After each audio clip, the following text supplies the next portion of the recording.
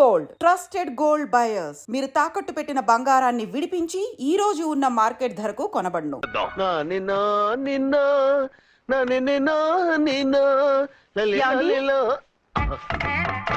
నా మాట వినకుండా వెళ్ళారు. ఇప్పుడు చూడండి ఎంత బాధపడుతున్నారో. లేవండి. లేస్తే పడుకోలేను. నేను పడుకోబెడతానుగా. లేవండి, జ్యూస్ తాగుదురు గాని. ఇప్పటికి 6 సార్లు తాగాను, ఇంకా నా వల్ల కాదు. అలా అనకండి, భోజనం లేదుగా, నీరసం వస్తుంది. పట్టండి. అయ్యో వద్దండి, వద్దండి. అండినా అండి అన్నానండి, అనే ఉంటానండి. ఈ బాంబులు తాకిడికి ఎవరితో ఏం మాట్లాడుతున్నానో అర్థం కావట్లేదండి బాబోయ్. మీ మాటలో కూడా తేడా వచ్చింది. అదండి బాంబింగ్ ఎఫెక్ట్ అండి. మూతి పగిలి 4 ఖర్చుకున్నాను. అయ్యో, మీకేదైనా అయితే నాకు దిక్కెవరు? ఆయనే, ఇంకెవరు?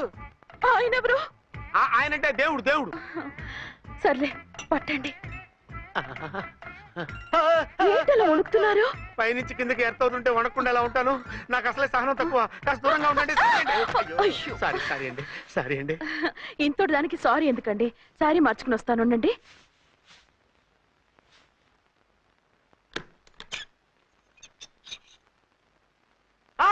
వద్దు వద్దు వద్దు వద్దు. ఏంటండి, ఏమైంది? నా ఎదురుగా బట్టలు మార్చుకోవద్దు, నేను తట్టుకోలేను. ఏ సిగ్గుగా ఉందా? లేదు, భయంగా ఉంది. భయపట్టు ఎందుకు? నేను అందంగానే ఉంటానుగా. అందుకే భయపడేది. అయ్యో, భయం ఎందుకు? నేనేం పరాయిదాన్ని కానుగా. మీరు ఎలా ప్రొసీడ్ అయిపోతే మా గురువు గారికి నేను అన్యాయం చేయాల్సి వస్తుందండి. గురువా? గురువెవరు? అదేనండి డాక్టర్ గారు. ఈ కట్లిప్పే వరకు నన్ను స్టార్ట్ టీవీ కూడా చూడొద్దన్నారండి. మీరు సైడ్కి వెళ్ళి మార్చుకోండి, లేకపోతే నేను ఎమోషన్ అయిపోతాను. అదా మీ భయం? అయితే ఉండండి. థ్యాంక్స్. అమ్మయ్యా, ఈ గంటకి గండం గట్టెక్కింది నాయనా. ఇలాంటి టైప్ సీన్లు ఉన్నాయని తెలిస్తే నేను చచ్చినా వచ్చి ఉండేవాడిని కాదు. పరిస్థితులు ఇలాగే కొనసాగితే నేను కాలు జారటం ఖాయం. దేవుడు, కాలు జారటం ఖాయం. చిన్న పిల్లలు ఏంటి అరుపులు? కాసేపు ఓర్చుకోండి, అవే తగ్గిపోతాయి. పుసుకేసుకుని ఉంటారా దేవుడు?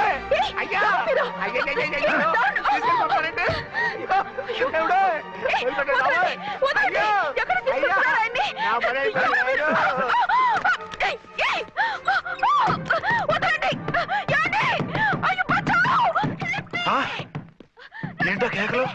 ఝాన్సీ గొంతులో ఉందండి. ఓరి నాయనో, ఆ దరిద్రుడు ఝాన్సీని చూసి అటెంప్ట్ ఏమైనా చేసేస్తున్నాడేమో.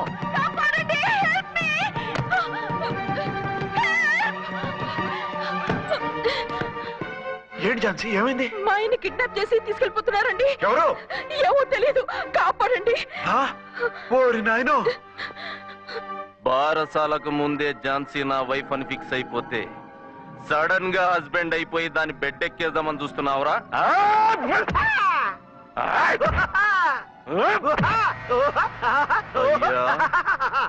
నేనింత సీరియస్ గా కొడుతుంటే వీడు కామెడీ లెక్కన అవుతుండేంది. ఈడి ఏడిపే ఇలా లాఫింగ్ టైప్ లో ఉంటదేమో. ఇంకో 2 రౌండ్లు వేసుకో. వేసుకో వేసుకో వేసుకోరా బాబు.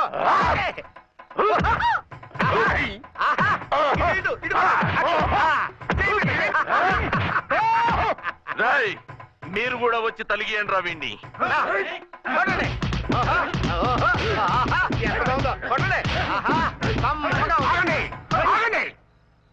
ఈడు ఎందుకు ఏడవకుండా నవ్వుతున్నాడో నాకు ఇప్పుడు అర్థమైంది. ఎందుకు?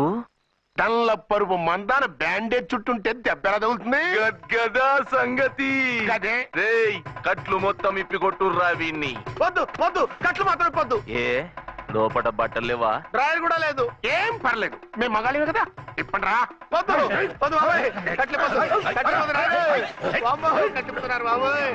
బాబా, ఏంటిది? రక్షించండి సార్, నన్ను రక్షించండి సార్.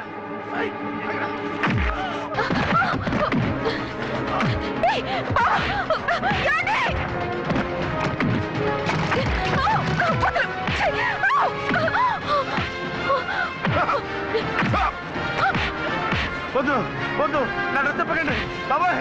వద్దు బాబాయ్. అయ్యో, నేను రాయో, నేను లేకపోతానండి.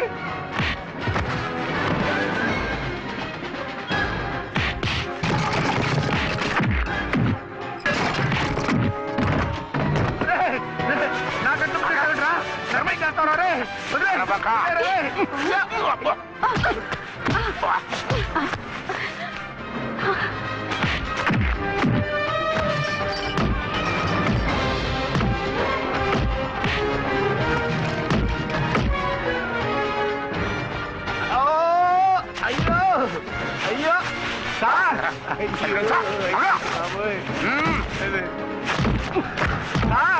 సార్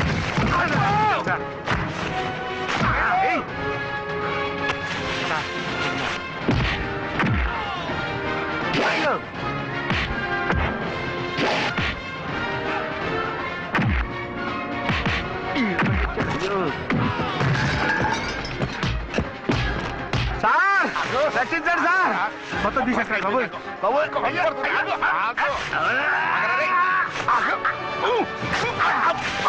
మళ్ళీ స్లిప్ అయిపోయి ఉంటారు నాయన. సార్ సార్ రక్షించండి సార్ సార్ రక్షించండి సార్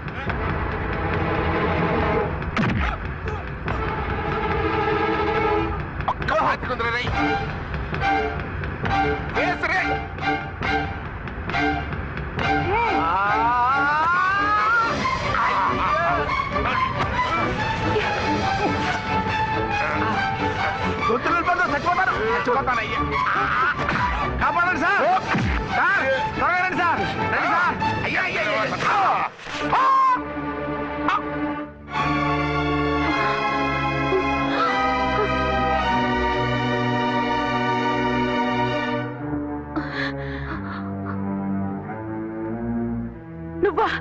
నువ్వు ఈ వేషాలు ఎందుకు వచ్చావు?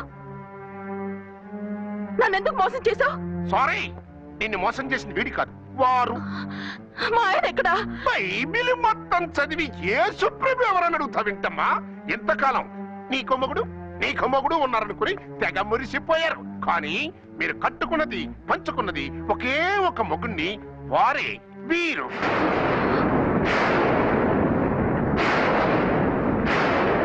బాబు, ఆవిడ మీకేమవుతుంది?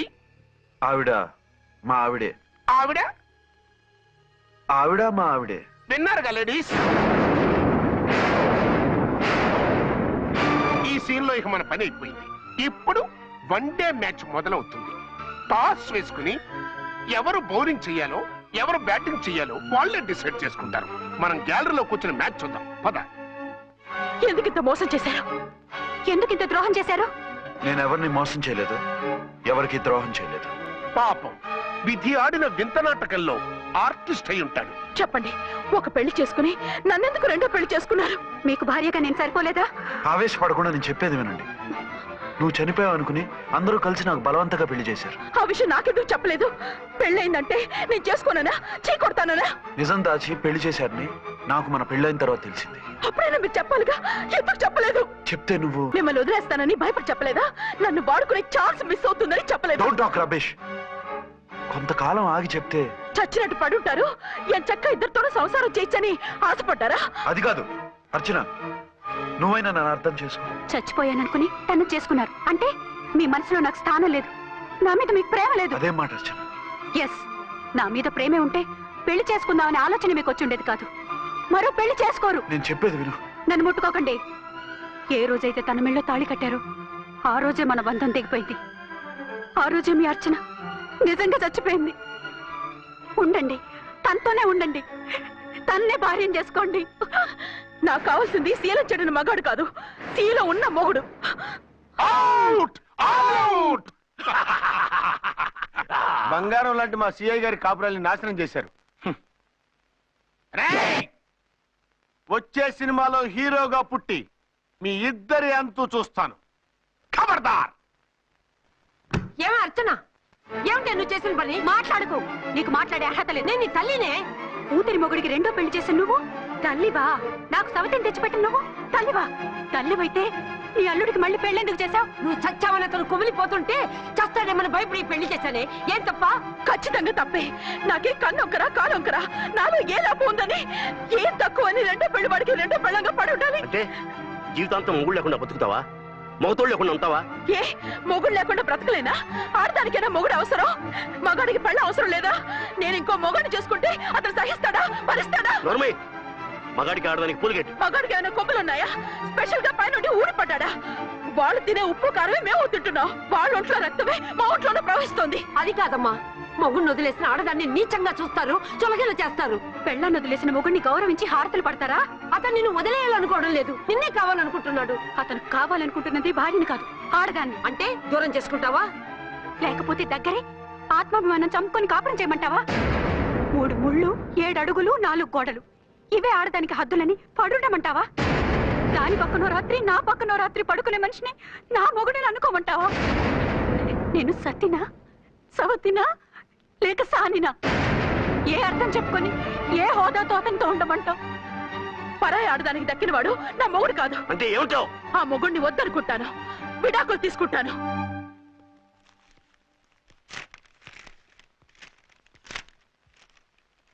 ఏమిట్రా అది? లాయర్ నోటీసులు. లాయర్ నోటీసులు ఎవరు పంపారు? నీ కోడళ్ళు. దేనికి? వాళ్ళకి విడాకులు కావాలంట. నువ్వెందుకురా బాధపడతావు? సిగ్గు ఎగ్గు లేకుండా విడాకుల కోసం కోర్టుకెక్కినందుకు వాళ్ళు బాధపడాలి. నీలాంటి మంచి మొగుడిని దూరం చేసుకుంటున్నందుకు వాళ్ళు ఏడవాలి. మీసం లేని వాళ్ళు వాళ్ళకి అంత పట్టుదల రోషం ఉన్నప్పుడు మీసం ఉన్న మగాడివి నీకెంత ఉండాలరా? వాళ్ళకి నువ్వు అక్కర్లేనప్పుడు నీకు వాళ్ళు అక్కర్లేదు. ఇంతకాలం నువ్వు చెప్పింది నేను విన్నాను, ఇప్పుడు నేను చెప్పింది నువ్వు వినాలి. మొగుడిని వదిలేసిన వాళ్ళకి మొగుడు దొరకలేమో కానీ పెళ్ళాం వదిలేసిన మొగుడికి 1,00,000 మంది దొరుకుతారు. నువ్వు మళ్ళీ పెళ్లి చేసుకో. అప్పుడు గాని జనం నేల మీద ఉయ్యరు. ఊహించుకుని పనిచేసింది వాళ్ళురా. నువ్వు వాళ్ళని మర్చిపోలేక జీవితాంతం నరకం అనుభవిస్తుంటే చూసి ఆనందించాలని వాళ్ళ ప్లాన్. నువ్వు మళ్ళీ పెళ్లి చేసుకుంటే ఆ కుక్కలు చెప్పుతో కొట్టినట్టు అవుతుంది. అంటే ప్రతీకారం కోసం పెళ్లి చేసుకోమంటావా? లేకపోతే ఇంకా వాళ్ళకి మొగుండని వాళ్ళ ఫోటోలు పట్టుకుని కుళ్ళి కుళ్ళి ఏడుస్తావా? ఒక్కసారి చేసిన తప్పుకే నరకం అనుభవిస్తున్నాను. మళ్ళీ జీవితంలో అటువంటి పొరపాటు చేయను. పోనీ చెయ్యని పొరపాటు చెయ్యి, కొత్త వాడు చేసుకో.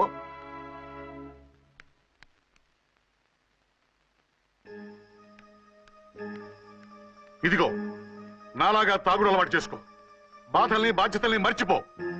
పెళ్ళాలు వదిలేసిన మొగుడని అవమానం పడే కంటే గౌరవంగా తాగుబోతు అనిపించుకో. అలాగే నా తండ్రిగా ఆనందిస్తాను. తీసుకో.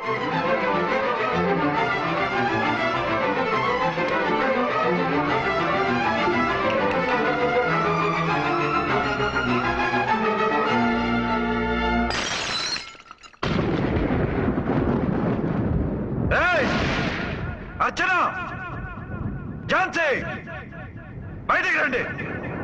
రండి.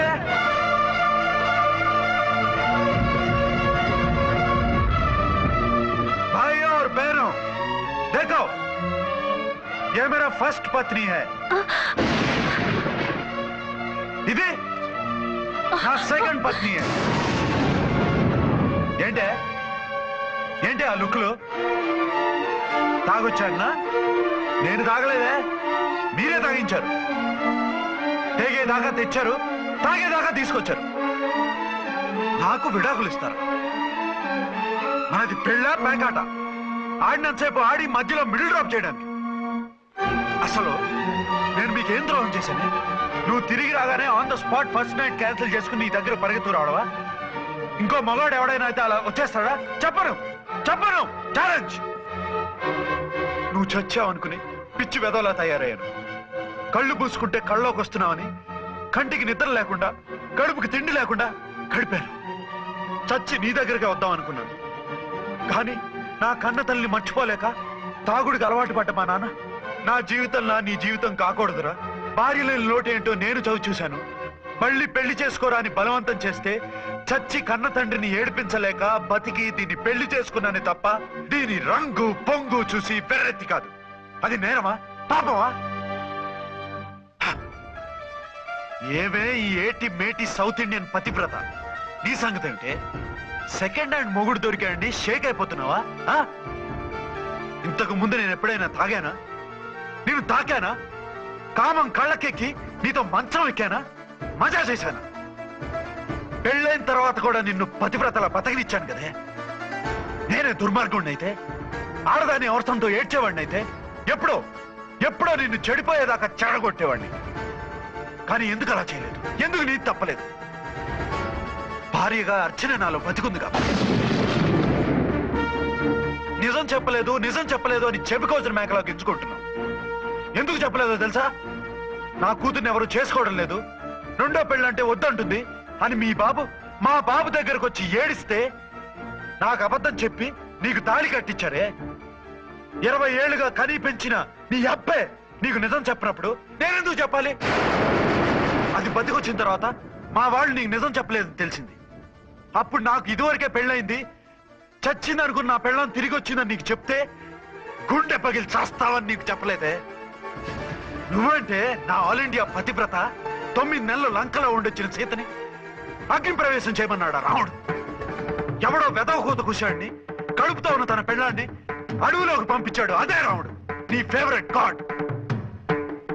నువ్వు అడ్రస్ లేకుండా 25 నెలలు ఎక్కడికో పోతే ఎక్కడున్నావు, ఏం చేశావు, ఎవరితో ఉన్నావు అని అడిగానా? లేదు. అనుమానించానా? లేదు. వాయ్? భార్య అంటే ప్రేమ, భార్య అంటే నమ్మకం, భార్య అంటే విశ్వాసం. ఆ రాముడు గ్రేటా, నీ మొగుడు గ్రేటా? చెప్పవే, చెప్పు.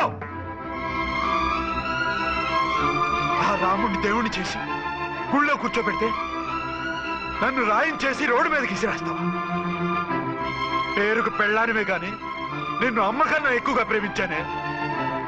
నువ్వు కనీసం ఆ బిడ్డకిచ్చే విలువ కూడా ఇవ్వలేదు కదే తల్లి.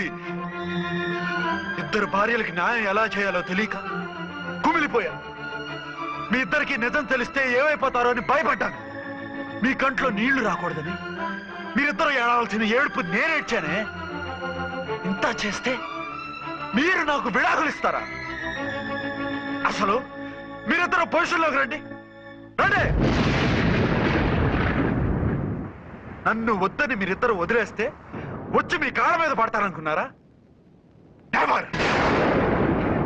అవును, నన్ను వద్దనుకున్నప్పుడు నేను కట్టిన మంగళసూత్రాలు మాత్రం ఎందుకు? సేఫ్టీగా వాటిని అలాగే ఉంచుకుని మాజీ భార్యలుగా హ్యాపీగా బతుకుదాం అనుకుంటున్నారా?